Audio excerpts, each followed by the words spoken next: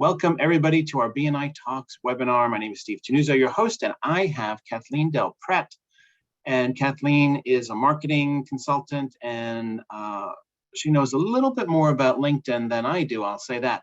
One of the reasons we've been looking for someone to present on LinkedIn is because it's the one social media platform that people have been struggling with. They kind of don't know how to handle it, how to set up their profile. Is there a business profile they should do or the regular one? So we would definitely want to answer all those questions today. So before we throw it over to you, Kathleen, I'll ask everyone once again, because we have a bunch of more people coming on. If you've got a question to ask, put it into the Q&A section. This way it won't get lost in the chat. All right, so without further ado, let's turn it over to Kathleen. All right. Hi, everyone. My name is Kathleen DelPrete, and I own DelPrete Consulting over here in Massachusetts. And I've been a BNI member for over 4 years now. And LinkedIn is one of those pet projects that I love talking about because it is, I think, as Steve noted, one of those underutilized and understood, I guess you'd say, platforms to really use to help grow your business and your network. And being a member of BNI, I think we all know the importance of not just network marketing, but just in general, having connections. And LinkedIn is one of those tools that I think people fail to really use in the right way to build their connections to help build their business. So we're going to talk about that. So if you can go to the next slide, Steve. Sure. Steve is being my navigator today, so I am. Get that. So an overview of what we're going to talk about today. We're going to talk about the origins of LinkedIn. We're going to talk about some basics in navigation because I don't want to assume everybody knows how to use this just like every other platform. What should you have on your personal profile? How to get inspired about what you should put on your personal profile. Posts and engagement, how to really try and build your visibility on this platform. And for those of you with small businesses, let's talk about how to set up a company page. All right. All right. All right, so let's talk a little bit about the origins of LinkedIn. Keep going. Oh, shit. Okay. There you go. So LinkedIn, believe it or not, has been around since 2003, which is around the same time that Facebook was launched. And I think a lot of people don't understand, like, it's been around for a really long time. Launched by people who did SocialNet and PayPal originally. In 2016, it was acquired by Microsoft, which is really significant because they started putting a lot of money into this platform to make it be considered the professional platform and a real resource for not only recruitment, but kind of that B2B resource. So businesses connecting with other businesses. And it really wants to be the premier recruitment and talent tool used by businesses in general to find the people that they need. And I think these days that's more important than ever. So next slide. Now, in terms of social media platforms, we know the elephant in the room is really Facebook. And if you looked at LinkedIn numbers globally, it still hasn't quite hit that billion mark. However, a majority of the users are in the United States. There are some very other large regions in both India as well as Europe. And as far as users, it's interesting because it's actually one of the more balanced platforms with almost as many men as women, whereas a lot of other platforms tend to be largely skewing female. For example, TikTok as a global audience actually skews largely female, as does Instagram. Facebook, again, barely a little bit more female, but again, it's also a larger demographic scale used by what we call the older generation, Gen X and up largely. Whereas if you look at something like Instagram and TikTok, they tend to be used by younger people. LinkedIn actually has a very large sweet spot between 25 and 65 in terms of age of user. So it's a nice place to meet a large, broad spectrum of age groups for social media. Nice. And somebody just commented that they heard YouTube skews male, and that's absolutely true. YouTube is largely male. All right, navigation. It's really easy. Let's go to the next slide. If you look at this, actually, I think if you have to click it one more time. Oh, yeah. One thing that I do love, right in the middle of that big arrow, you can actually sort posts by the most recent. Not a lot of other platforms have that. But if you want to see something that's fresh and recent as opposed to top trending, click that button and sort your feed so they can see the most recent posts. Go ahead and click the next slide, Steve. Now, the other thing is Finding people to connect with can be a little bit daunting. In the top left-hand corner, what I love is I can search for people. Yes, I can search for jobs. There's also content, and there's also a way to search for companies. So if you know somebody works at a company, you're not sure of their last name or something else, you can start searching for them by the company they work for and see if they have that company listed on their LinkedIn profile. You'll also find, you see on the right-hand side there, at the time I took this, I have 406 connections. I'm over 500 now. I'm actually pretty picky about who I accept as a connection in my group. It's really somebody I have to know in person. I will get invitations, and you'll see those in the center there if you go into your network. Sometimes I will accept them, sometimes I won't. It really depends on if I know that person. Like I said, I'm a little picky. But then below that, oh, go ahead, Steve. Yeah, I was just going to say that it's interesting to me because I get a lot of these from people from BNI all around the world. And a lot of times I'll be like, who is this person? I've had no interaction with them, but I kind of feel compelled if they're in the BNI family, so to speak, to accept. But there are other times when people just out of the blue are saying, hey, I would love to connect. And then you connect with them and they try to start selling you stuff. And then it's like, I don't even know who you are. Yeah, and I was going to talk about that a little bit later, but one of the things that I find, my inbox gets crowded with paid inbox connections, people trying to sell me stuff. Again, back to the BNI principles of you do business with people that you know, like, and trust. And if I have somebody sending me a paid inbox saying, hey, I can help you get X, Y, and Z because your company needs it, I'm like, you don't know me. I don't know you. I don't trust you. How do you think you know what you can do to help me? So those inbox requests, I just simply ignore and send away. If you're a salesperson, take a page out of BNI, find who could be a real world connection. So if you want to get connected with a company and you know that, you have to get connected with a controller, find somebody who might know that controller in real life.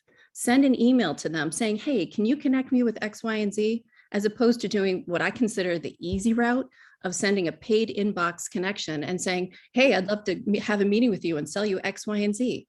I mean, that is not the way BNI teaches us to really make meaningful connections. And I don't think you should be using LinkedIn to do that either. So my personal preference. Yeah. All right, next slide.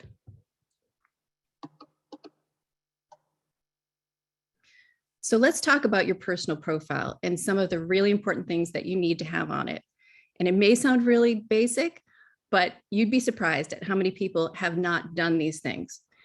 You have to have a photo of yourself to make sure that people know who they're talking to is the right person.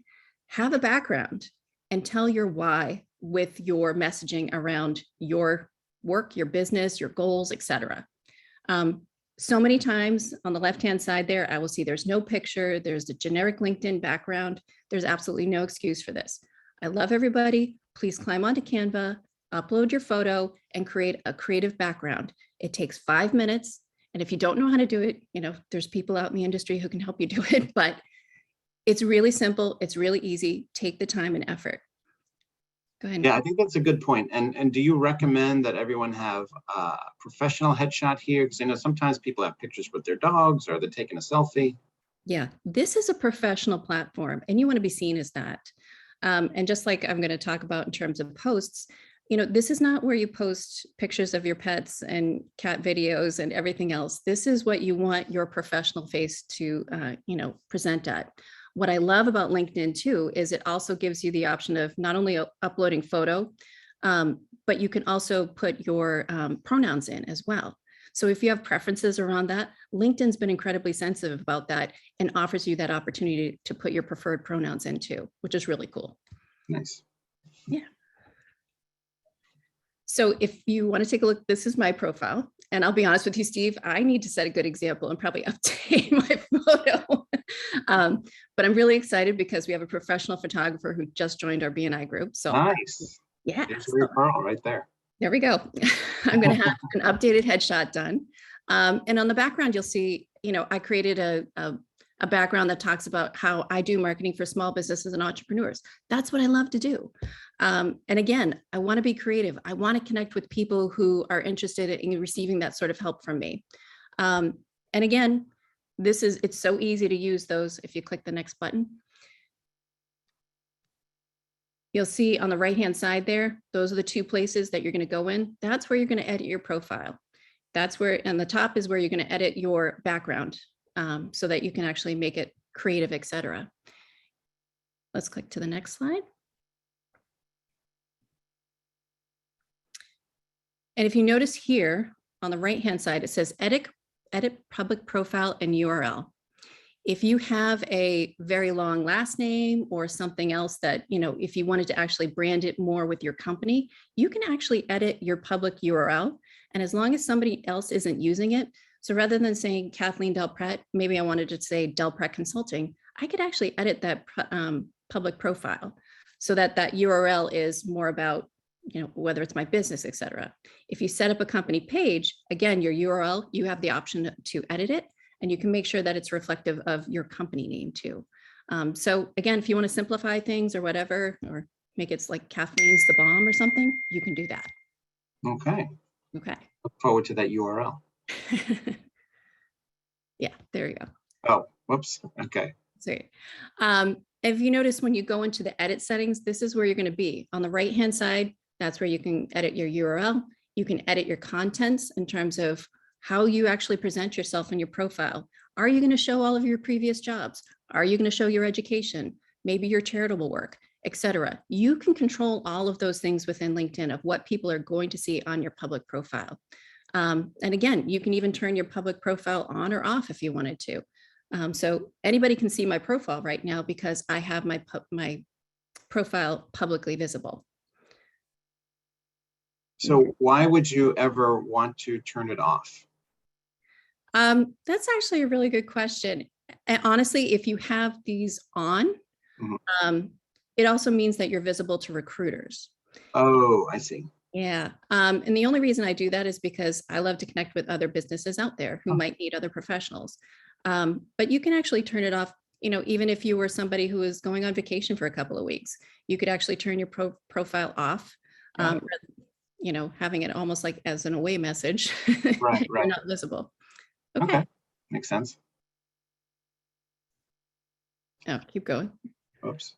All right. Now, a lot of people are like, well, what am I going to put in my profile as far as my, my tagline, or what should I do?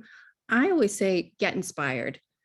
Go take a look at business professionals that you like and respect out there that might be more of like kind of the public profiles or public personalities. So if you click the next button,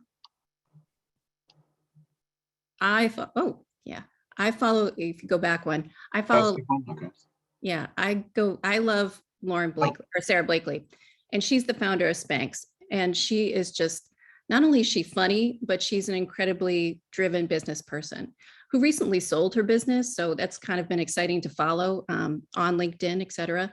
But and you can see she has 1.8 million followers, et cetera. And if you notice, it says it's followed by 43 connections. So 43 people that I'm connected with also follow her. And I just love kind of, some of the information she puts in there.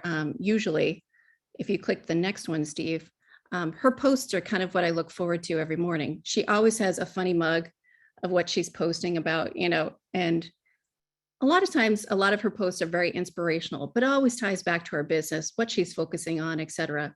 And I love this one in particular, how she don't quit your daydreams. So sometimes I love looking at public profiles. So yeah, I think they have people working for them to help kind of create these images and stuff like that.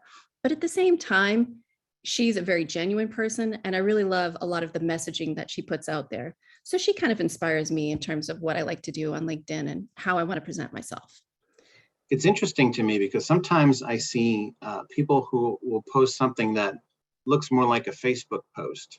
And then you'll see people in the comments getting like upset and saying, this doesn't belong on this platform. But I think there has to be a little bit of flexibility to show off your personality in this case. Absolutely. And I think there's the difference between fun and, something that might be, inspirational versus, the generic cat video. Yeah, agreed. I think that what's important is that you're still on brand talking about, business and work, and, that's her thing, right? And her communicating with her people. But yeah, I think as long as you're in that zone, then you're okay to do something a little light. It shouldn't only be strictly business all the time, right? Yeah. And she was really honest too about the sale of her company. Like she was like, this was her baby that she was selling. And she was talking about how hard this was. And it was very vulnerable and very open posts that she was putting out there about this transition in her life, which I think was incredibly professional because, you know, as a business person, sometimes it's lovely to empathize with other people who may have gone through something that you went through, or, you know, like you're not in this alone. So, you know, again, she puts herself out there, I think, in a very genuine way. So again, even though it's business, it's personal, but it's not oversharing. So it's great. This is another one. I follow Richard Branson from the Virgin Group. Yeah, big wig. And, you know, obviously 19 million followers. But again, it's always so interesting. He always updates on what he's working on, whether it's business, charitable work, etc. He even posted about when Dr. Ivan Meisner was out visiting with him, etc. So it's again kind of interesting to see all those interconnections, you know, even in the BNI world. So it's lovely to kind of see what he's working on, and those really big thinkers. I kind of categorize him. And if you click the next slide, Steve. This was something he was doing as a part of his promotion for his book. So again, if you're a small business, if you're a person who's, you know, a coach, or you're selling a new program or something like that, this is unabashed branding right here. And again, totally appropriate because it's something he's working on as a part of his work. So again, get inspired, follow, you know, find some other people who inspire you, see what they're saying, what they're talking about. And that could be a great, I would say, guideline to help you in what you're doing and how you could inspire others. All right, posting. Back to what's appropriate and what's not appropriate. But we'll talk about some things. Starting a post, really easy. You can post a photo, you can post a video, you can create an event, and you can even write an article. So right now, I'd say the algorithm is definitely favoring video, like a lot of other platforms are right now. So I find videos get served up almost twice as much versus static posts.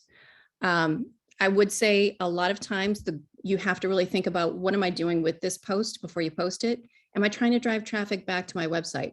Am I trying to create engagement? Am I trying to get people to pick up the phone and call me? What do I want to accomplish with this post? And then you might want to think of, okay, well, what's the best way to communicate that? Is it, you know, the same post that I created for Facebook? Should I put it here? Is it just a candid shot of me? Is it a video of me talking about something that I want to communicate? If I've got an event, am I linking it back to my website? So really think about the intent behind the post and what do you want the outcome to be after that? And then create the best medium for that. As far as writing an article, again, if you're somebody who's looking to kind of establish that, you know, scholarly, what's the word I'm looking for? You know, your expertise in your field, writing articles about things that you're working on, research that you've done, best business practices, talking about, you know, projects that you're working on and solutions that you have for people and how they could sign up. Writing an article might be a great way of doing that. Again, the goal should always be linking back to a landing page, your website, etc. What do you want people to do? But if your audience is largely B2B, this might be a great place to start putting some of that scholarly information on. When going back to you were talking about, you know, video getting a lot of attention. Yes. We had Doug Dybert on a few months ago, and he was talking about video on LinkedIn. He said that LinkedIn is kind of starved for video content, and that if you were to upload directly from your computer to LinkedIn, you'll probably get more eyes on your post than if you were to use a YouTube video link. I actually would agree with that, just because the algorithm is tuned now to really serve up the video more. Yeah. And think about it, especially on LinkedIn, unlike some other platforms, if someone that you know likes your post or comments on it, it is then visible to their connections. So people that you are not necessarily connected to might see your post. So I think that's the other interesting thing about the news feed, was it the 7 degrees of separation from Kevin Bacon? You never know who might actually see your post on LinkedIn, because if a friend or colleague comments or likes your post, it could be seen by a whole host of people that you don't even know. So the possibilities are really webbed out. And I will say TikTok is the other big video medium out there, which grew, over the pandemic by over 123% in Q4 of 2019 alone in 2020. It's a huge presence, but the chances of you going viral in the right way, in the right place, where you can control the message and where you can control the outcome, is a lot less than what you could be doing and targeting on LinkedIn. Yeah, that I believe. I think that people come to LinkedIn because they want to see something related to business. And so when you're targeting all your stuff for this particular platform and doing it in such a way that is saying, this is what I offer, this is how I help people, I think you're more than likely to get better connections here than you would on TikTok. Better qualified connections, absolutely. Cat videos, though, straight to TikTok. Please. All right, next slide. All right. The other thing that's interesting about LinkedIn is there's also groups that you can join, specifically targeted. So I'm a part of a marketing for business owners, social media marketing, digital tools group, et cetera. And I also take a look at, so if on the left-hand side, you can see my group. So I'm in marketing for businesses. I'm in Social Mediapolis. I also joined the Harvard Business Review group. Again, I can be very, targeted in terms of other places that I want to go, not only to be inspired, but maybe to connect with other professionals like myself. As a solopreneur, I find it really interesting to see what other people in my business are posting about and talking about and looking for help with. So it's another way of, looking at my industry, even though I work alone. So it's great there. Then I can also follow specific hashtags as well. While a lot of people place a lot of emphasis on hashtags and Instagram, do I think they're a critical component of LinkedIn? No. Do I think you should have 20 hashtags after every single post on LinkedIn? No. Do 2 or 3, very targeted, and not the cutesy ones. Make it relevant to the post and your business. Yeah, I think that's good advice. And by the way, it's such a range of activity within the groups.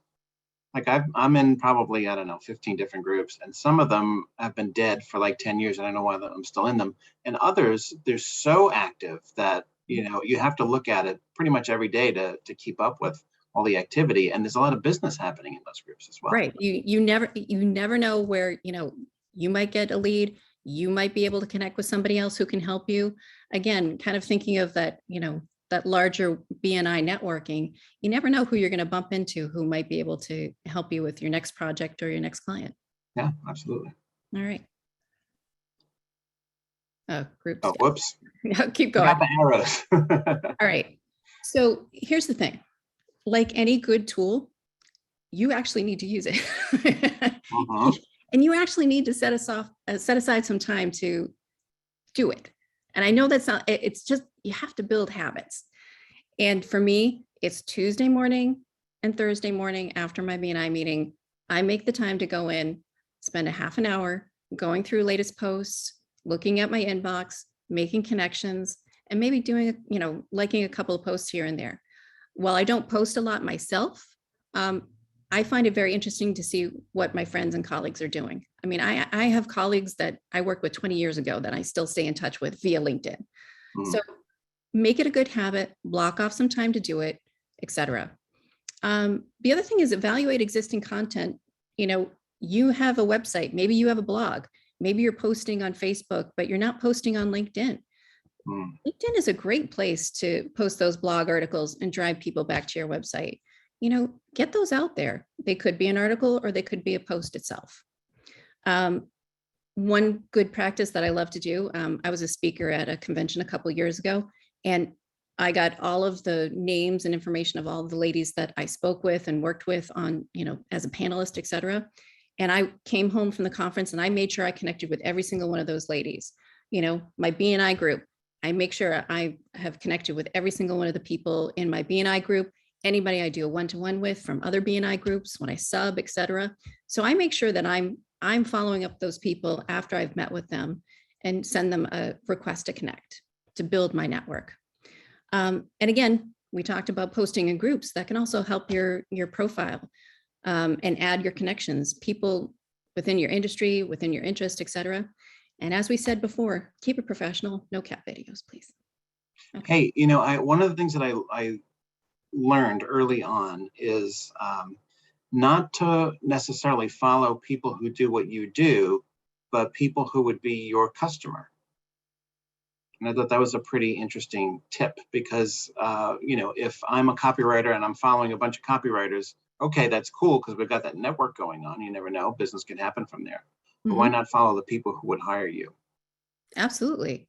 If there's, some small businesses in the area that you're hoping to do business with, follow their company page. Maybe they're talking about things that they're doing. And that could be a conversation opener should you start networking with somebody who you want to do, you want to have a meeting with. Hey, I noticed you did X, Y, and Z recently. Hey, you opened up a new location. Hey, I just saw you hired a couple of new recruiters. I'd love to talk to you about X, Y, and Z. Follow their company page, become a fan. Yeah. All right. So let's talk about company pages. Okay. So you can create a LinkedIn company page, a showcase page, and if you're an educational institution, there's an option for you too. I'm a solopreneur. I have several company pages. This is a way to get started. So if you actually, so you can do it by going, if this is a company page that one of my BNI members has. So this is H&K Insurance Agency. Again, it looks very similar to a personal profile. You have to make sure that you have a banner up there. You've got your, company logo, et cetera. And you have to talk about what do you do? So this is H&K Insurance Agency. And again, we have all the same tools in our tool belt on a company page as we did on our personal page. We can post photos, videos. We can create polls on this as well, and even write articles as well. So next slide.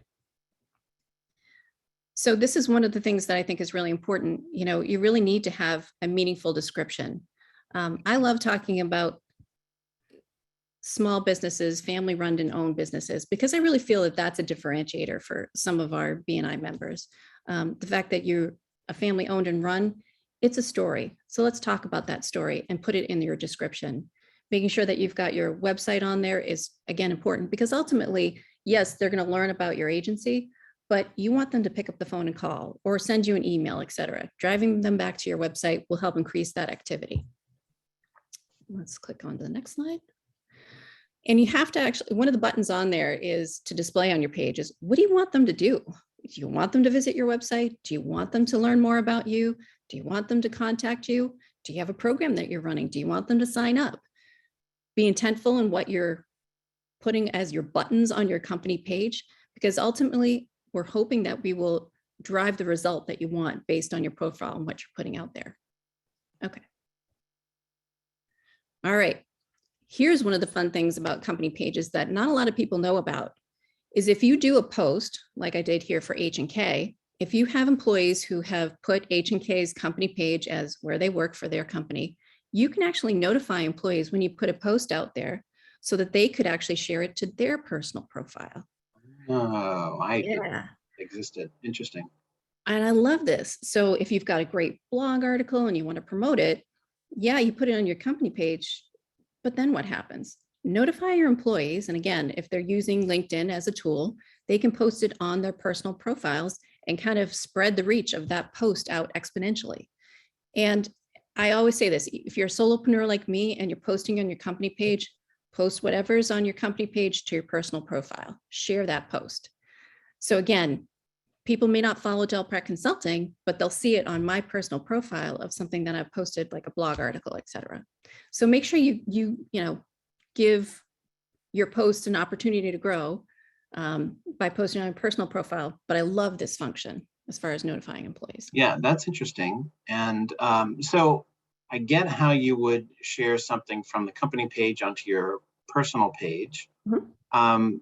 But at the same time, they shouldn't be kind of mirrors of each other exactly, right? There should be some variety for those who follow both. Absolutely. I mean, again, your personal profile, you can, do separate posts, different posts, et cetera.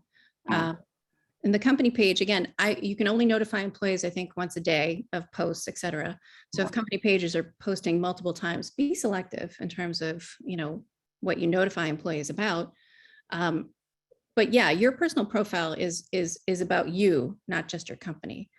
So yes, you can share things that your company would like you to share. Again, notifying employees doesn't necessarily mean they are going to post it to their personal profile, right? But yeah, I think your profile should be just as much about you as it is about the company that you work for. Right. Absolutely. Okay. Okay. And then the last slide, again, best practices. What do you want to do? You want to drive traffic back to your website, right? So Yeah. if you're sharing blog posts, ultimately, you want that link to go back to your website. You want people to fill out contact forms, have intent behind your posts. Again, employees sharing posts to their personal profiles. I don't think anybody's going to mandate it, but using that notification thing, that might be great. And again, as an employee, I would love to share great news that my company's doing on my personal profile, just to give people an update what's going on in my life and my professional life. Again, video will get higher engagement on a company page than just static posts. And I'm also a big proponent about not necessarily reinventing the wheel.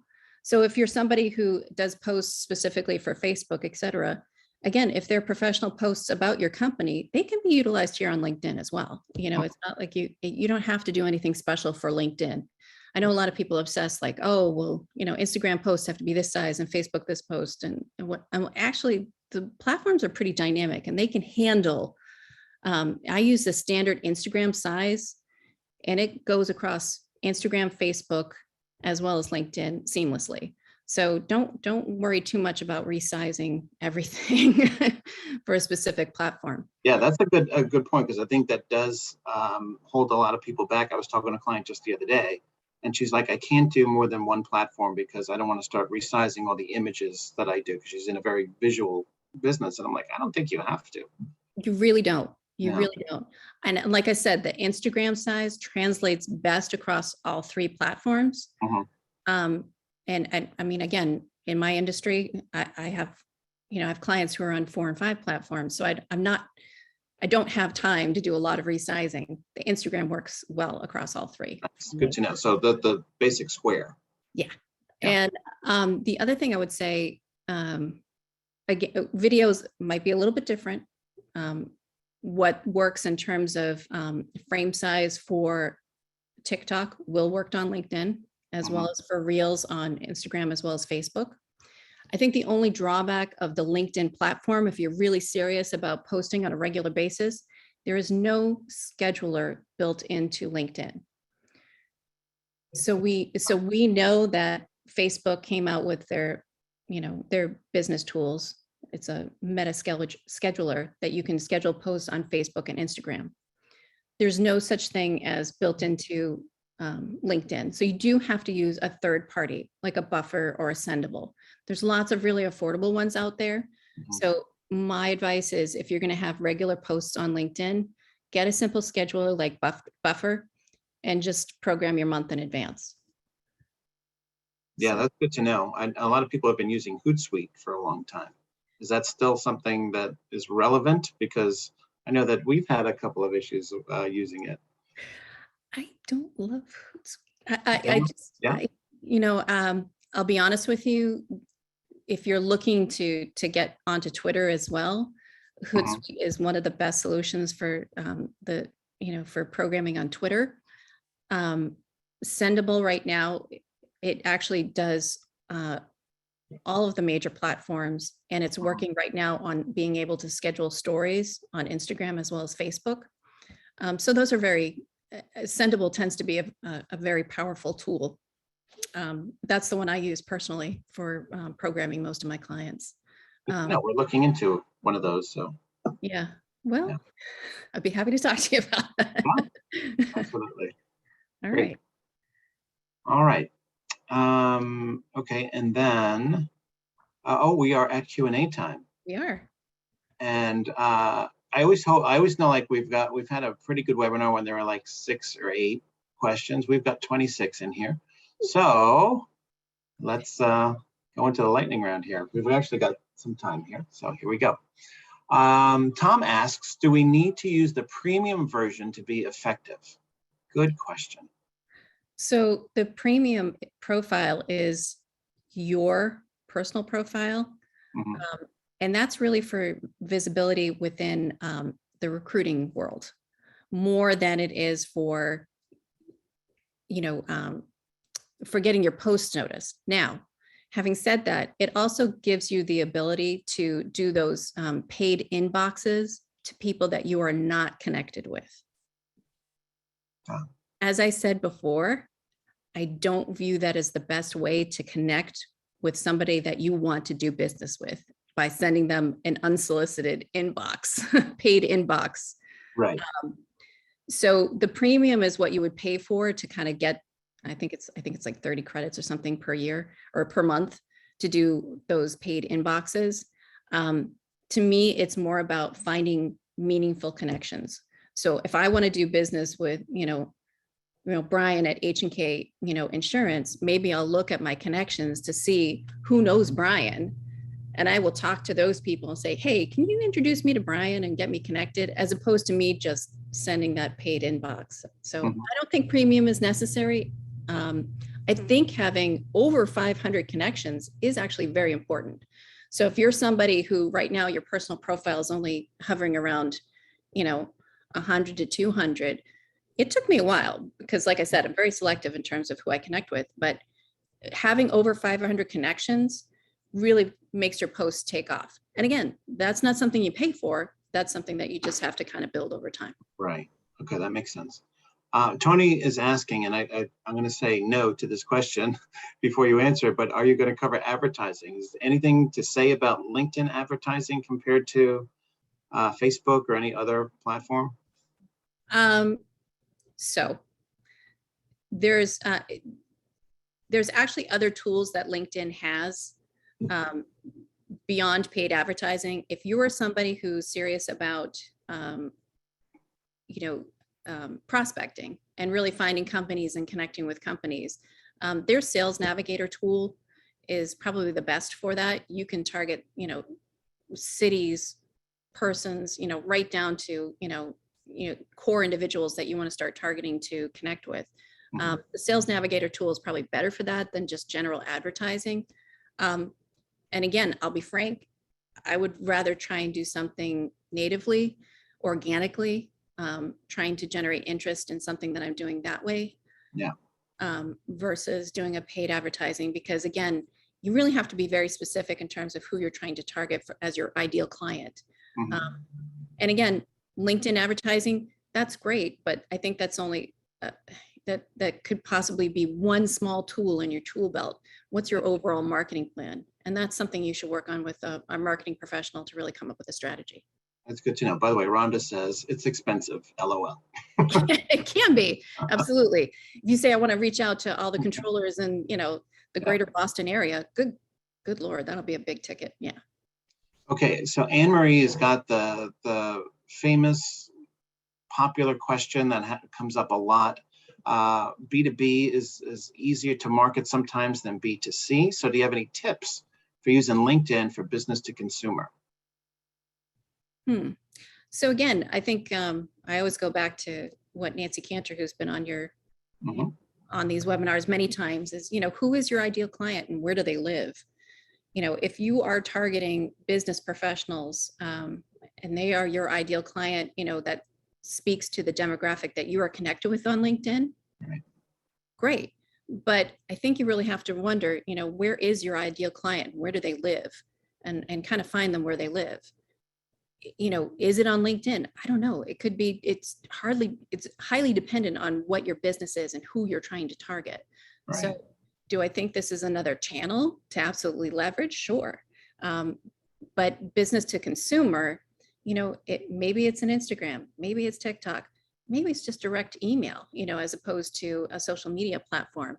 social media platform should definitely be a part of your marketing array, but not your only marketing array. Okay, great. Let's see. Jennifer asks, does someone whose connection request is being declined see that they're being declined? She doesn't like to burn bridges with people she might want to connect with later. Good point. Good point. It will see, yes, they will see that you have declined that one. I'll be honest with you. Good to know. Yeah, I'll be honest with you. I kind of leave mine just kind of sitting there. If I don't want to connect with them, I just leave them. I just leave them in the ignore. Yeah. It's a good strategy. All right. Let's see. Sandra says, I have 2 businesses with different networks. Should I set up 2 personal accounts? No, but I have 2 businesses, believe it or not. So I have 2 company pages, my personal profile. As far as groups that I follow, yes, I follow groups pertaining to the 2 different businesses, but I have the 2 different company pages that I control. So I would not actually recommend setting up a separate profile, because believe it or not, if you want a company page associated with a personal profile, you have to have a minimum of 5 connections in order to set up a company page. And again, that means you also have to have connections with all these, build your connections in the other profile. Don't do that. Have 2 company pages, 1 personal profile, and share posts from both. It's fine. Nice. All right. So Jessica has basically the same question. She says, what if you have 2 businesses? She's got a janitorial business and a mattress store. How do I write what I do in my profile? So you can visit mine. Yep. It does talk about both. And I have put that I'm, the owner of DelPrete Consulting. I'm also the owner of Bravo Baskets. And it has both of those in my profile. So again, I think it's just finding a creative way of doing it. But I, like I said, I do post for both, and it's in my information. I kept it really simple for this presentation, but yeah, you can absolutely do it, and feel free to visit me. Yeah. All right. So Richie says, some people want to grow a small startup business without their current employer knowing. Can the edit visibility help current employers or anyone employed by the current employer from seeing him show up with his startup business? There it is. That was hard to say. Yeah. So edit visibility will allow you to kind of filter out who sees the posts. That's actually a really great question, and I would say I would have to do a little bit of research on that one. I don't know, but I know like you can do that on Facebook, right? You can block people. Yeah. You can absolutely control on Facebook who can see your posts. Now, having said that, if you create that company page of that side hustle that you want to grow, so to speak, you don't necessarily have to show that on your personal profile. However, it's not going to grow as fast, that's for sure. And how do you talk about it in a professional way? So I'll be honest with you, Steve. That's actually something I'm going to have to figure that out. No problem. Okay, next question. When posting and adding relevant hashtags, should we be adding our own company name as a hashtag? So good idea. I will say on LinkedIn, it matters less than other platforms, Instagram specifically. So again, Instagram, I love the idea of always having your branded, your post branded, so to speak. So I always have, hashtag Bravo Baskets when I do a Bravo Baskets post, which is one of my companies. On LinkedIn, I think it's less because people are not necessarily going to be searching for your company when they're looking for things. So it may, again, maybe it's relevant to what are you talking about within that post? Is it something that's actually a trending hashtag? So if we're talking about, let me try and think of something that's relevant in the business world. But if you're a mortgage broker and you're talking about, the interest rate hikes and stuff like that, I'd rather use a relevant interest rate hike hashtag or a trending hashtag related to that subject as opposed to my company's name, because nobody's like looking for, what my mortgage company's branded hashtag is saying about, interest rate hikes. So just be thoughtful. Yeah. Okay, this one actually is a good question. How often do you use articles versus posts? So I would say articles are pretty sparingly, not unlike, I would say, blog articles. minimum once a month. But I wouldn't knowledge bomb, so to speak. And again, it's kind of building that expertise, but I don't think it's something that, people sit down at LinkedIn and going, oh, I want to read this, 15 paragraph article about X, Y, and Z.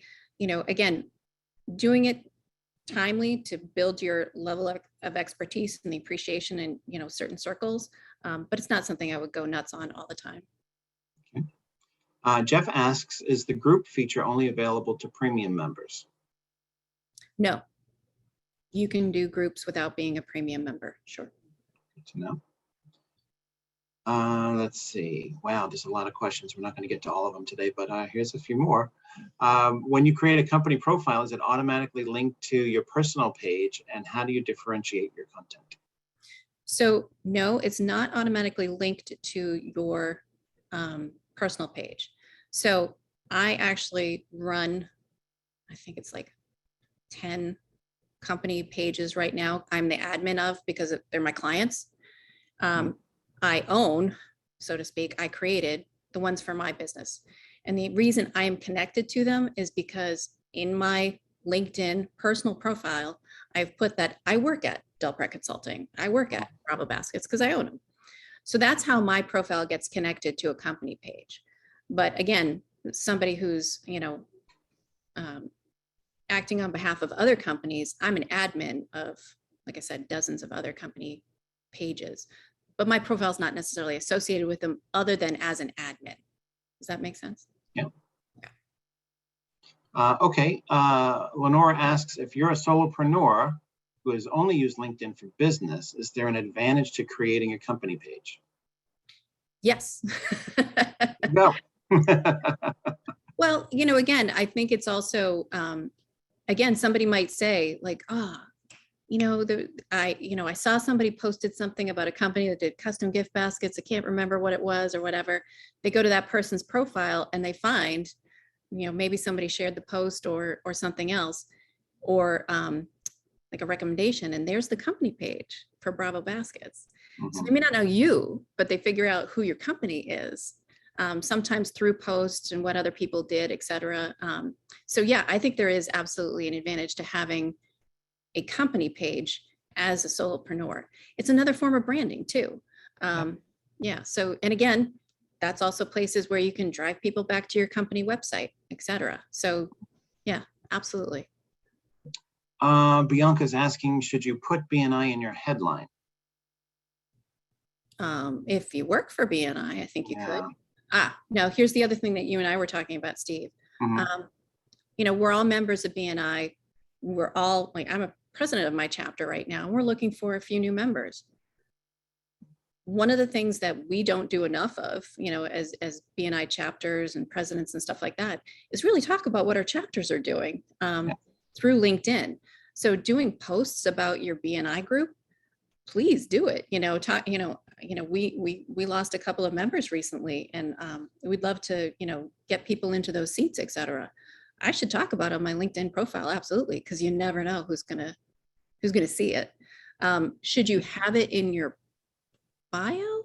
Not necessarily. I mean, again, you're more than BNI. If you work for BNI, maybe, or if you're a chapter success, person, then yeah, I would say that might be a good practice. But I love posting about, a few good members I need right now. Yeah, and I think that's, where the personal LinkedIn page works out really well, because it's really, you're inviting, as a business owner, inviting another business owner to your chapter. Yes. So I think that's the focus of it, right? And I think that everyone who's on LinkedIn is looking for business or looking to grow their business. To me, it's the perfect audience. It really is much better than Facebook. So. All right. All right. We've got time for 2 more questions.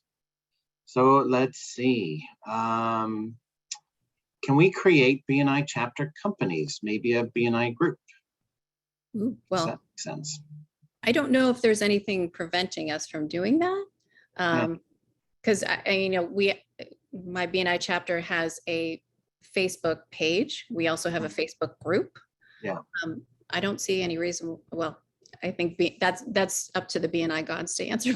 I would say just point of something to remember is if you start this thing, you really have to invest in it, just like anything on any social media platform. But you don't want to start a group just to start it. It has to have a purpose, and it has to be something that's going to be used by the majority of the people in the chapter. Otherwise, it may be a waste of time. I find the private Facebook groups a little bit better because it's not out there to everybody. I don't know. Can you do a private group on LinkedIn? No. I don't think you can, right? Yeah, that's the thing. So I would probably stick with Facebook on that. I would, yeah. So, and again, our chapter uses the private Facebook group as like the meeting after the meeting. So like if somebody's like, oh, hey, I forgot to announce X, Y, and Z, or hey, there's an update on the visitor and stuff like that. So we use that Facebook group specifically for that. It's just our chapter members, and we maintain that one rigorously. But you're right, like you said, if you're gonna start something, you need to maintain it. So. Yeah. All right, time for one more question. Although, well, I'm going to say, Melinda says, "Can I get the website for your basket company? I'm a florist, and maybe we can partner." Absolutely, bravobaskets.com. Yes. All right. Okay, so let's see. In my profile, one of my schools attended and jobs held show only a generic grayed out square next to the name instead of the logo. Is there a way to edit that? If you are somebody who owns that or is an admin for that company page, yes, you absolutely can. And that on the company profile information, you have the ability to change that specific, and again, you'll see the little, when you go in and you edit the settings and edit the content for the company page, you have the ability to change that as long as you're an admin. And there's actually a couple of levels, just like Facebook. There's an admin level and there's an editor level. If you're an editor, you can't do that. If you're an admin, you can. All right. Final question. What is the name of the sales navigator you mentioned earlier? It's Sales Navigator. So, the little 9 dots that are in the top there, and that's where you would drop down to go and create a company page. There should be options in there to also go to Sales Navigator. So. Great. All right. Another webinar. Yeah, that's going to do it for questions. We're going to save all these questions. Kathleen, I'll send them all to you. Someone asked if I'm going to save the chat. I'll do that as well. For those of you who can't save it yourselves, here's Kathleen's contact info that's been sitting right there if you want to get in touch with her. Any final words before we sign off, Kathleen? Well, again, start building in some time to take advantage of this really powerful tool that's in front of you. Be thoughtful in what you're going to be doing with it. But the most important part is just making the time. So, make it a part of a healthy habit in growing your business. Fantastic. All right. Well, everyone give yourselves a CEU for being on today. Thanks so much, Kathleen, for being here. And next week, join us. I've got Claudia Thompson on. She's been on many times. And we're talking about, are your BNI presentations costing you thousands? Are you being prepared? Are you asking the right things in your chapter? This is going to be a good one. So look for the email to sign up for that, or look at the previous email that you've got. It's already on that one. And we'll see you all next week. Take care, everybody.